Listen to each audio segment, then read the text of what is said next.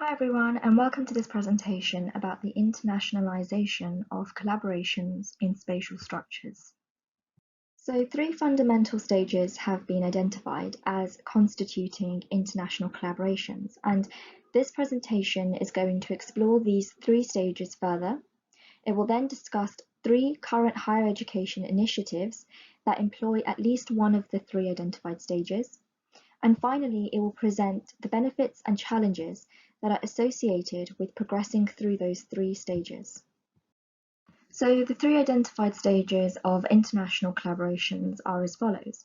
Stage 1 consists of observational collaborations. Stage 2 consists of bilateral and multilateral collaborations. And Stage 3 consists of blended collaborations. So the first stage of collaborations is observational collaborations, and these consist of observation and the exchange of feedback during the course of a project through written and dialogic forms between students that are from two separate institutions. So the schematic illustration on the slide presents observational collaborations. So you've got the group of students on the left-hand side which are undertaking an activity, while the group of students on the right-hand side simply observe and provide their feedback.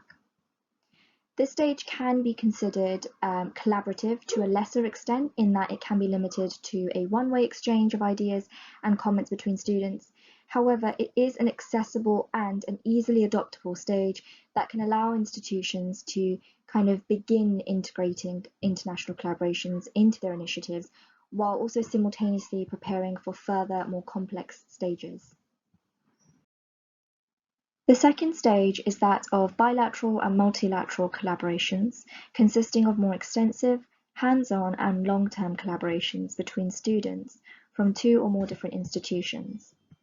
And this is portrayed in the illustration on the slide above, in which a group of students on the left-hand side is designing a structure, and the group on the right is then responsible for constructing that structure in a different country. The third and final stage of international collaborations is that of blended collaborations, which tries to bring international collaborations from between groups to within groups, as it involves blended groups that consists of students from different institutions that then need to collaborate and work together to undertake a project, which is portrayed in the schematic illustration on the slide. This is a more complex and integrated stage than the previous two. The first initiative that I'm going to talk through is the Collaborative Online International Learning Scheme, and that's a scheme that's been integrated into the curriculum at Coventry University, mostly through virtual experiences. So the scheme enables students from different geographical and lingual-cultural backgrounds to collaborate, and that could be either through synchronous or asynchronous dialogic interactions. The scheme is quite flexible in that it allows COIL project leaders to decide which stage of collaboration to employ for each individual project run. The second project is the Design, Assemble and Dismantle project, which is a two-phase scheme developed at the University of Surrey in 2014 for both civil engineering and architecture students. The DoD project currently employs bilateral collaborations between the three participating institutions that I've listed on the slide. So in phase 1 of the project, groups of students from the same institution design a full-scale steel spatial structure, and they'll prepare all the required documents for assembly.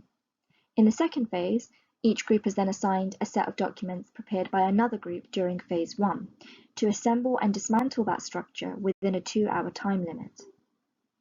And the third and final scheme is the International Collaborative Construction Management course, which was designed in 2007 by Carnegie Mellon University.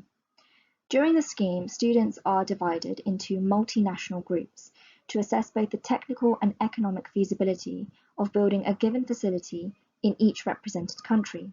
And so this scheme is a good example of blended collaborations. In its first 3 years of operation, the course had involved students from Turkey, Israel, and Brazil. For the first session, 3 bilateral teams were created, each with students from Carnegie Mellon University and one of the other 3 universities. In the second session, 4 trilateral groups from students from all 3 participating universities were formed, and that was done to increase cultural interactions within each group.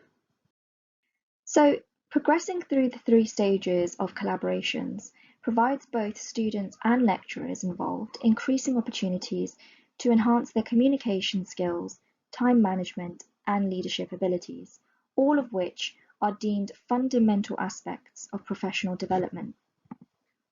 The progression also ensures that global graduates are not only fluent and confident in technical knowledge, but also proficient in intercultural exchanges due to an increased appreciation and respect of cultures from around the world.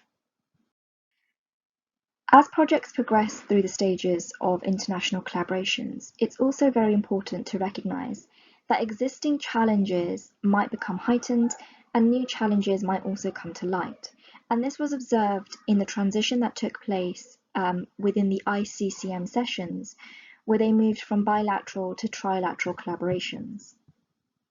So complexities associated with the progression can be classified as technological, interactional, cultural, linguistic, or time-related. An interesting challenge that was highlighted in the DAD project was a drop in motivation across all students that were participating in the collaborations, as is represented in the schematic graph on the slide, about halfway through the project's timeline. Organisers of the project are currently hoping to adopt multicultural collaborations in future sessions, and so it's important that they are aware of greater potential drops in motivations or longer lasting drops that can occur as a result of their transition from bilateral collaborations to multilateral collaborations.